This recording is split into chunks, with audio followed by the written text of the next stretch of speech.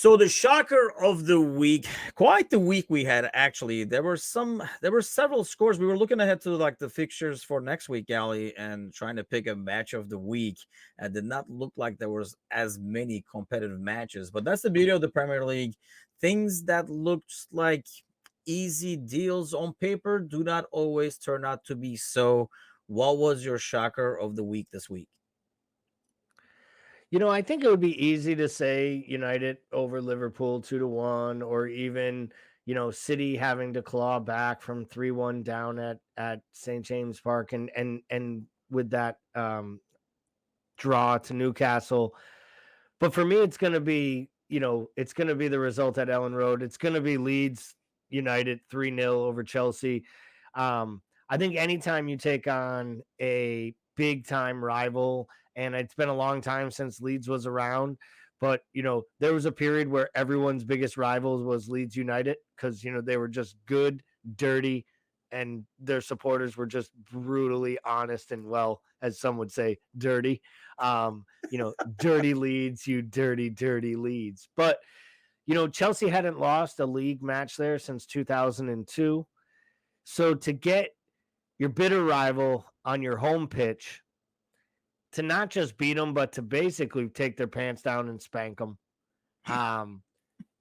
Aronson, Aronson's effort and work rate on the first goal, closing Mendy down for the howler. And it's an absolute calamitous mistake by the keeper. Can't happen.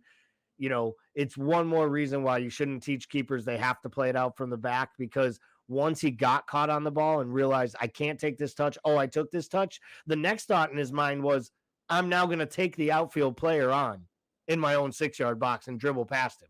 So like he compounded the mistake with more mistakes.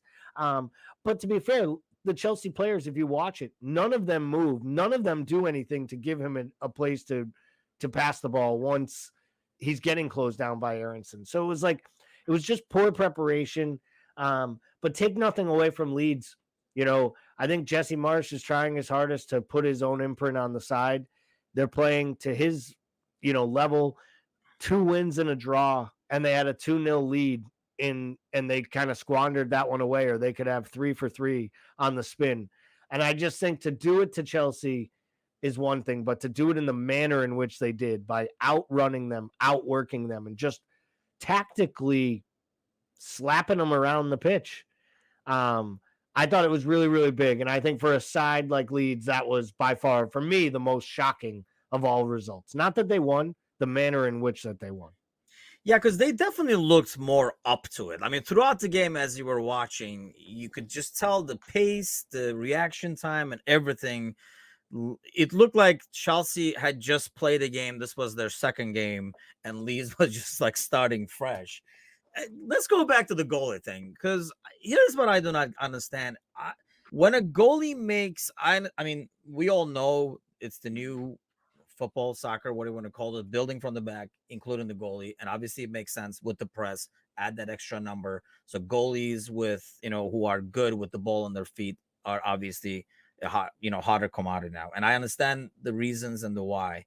In teams like Liverpool, like City, those come into play a lot. And they might not get, which as Ellison has gotten goals and assists, mind you, but even if it doesn't go on the score sheet as a goal and assist, some of the passing they do and the way they help break that press creates stuff up top.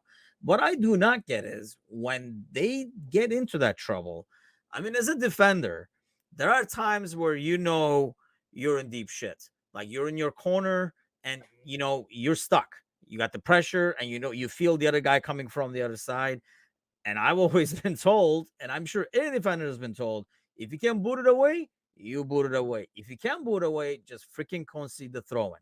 Get settled in and defend. Obviously you screwed up you did something, a bad touch or something put you in that situation. But don't make it worse by trying to get out of it and get past the guy.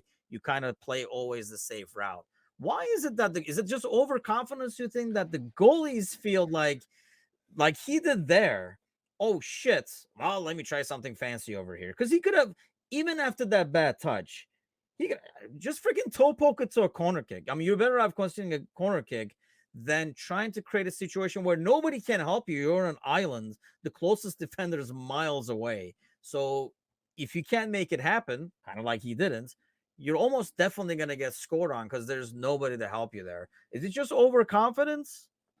I think it is overconfidence. I think it's also the fact that they are much more less frequently put under that situation in that duress than say a center back is down at the corner. And I just think mentally a center back can just get their brain equipped to, I don't have it here, kick it out for a corner, kick it out for a throw in, worst case even give away a corner, right? He could have literally just stepped on top of the football and dragged it backwards out of bounds for a corner kick as soon as he saw Aronson was closing him down.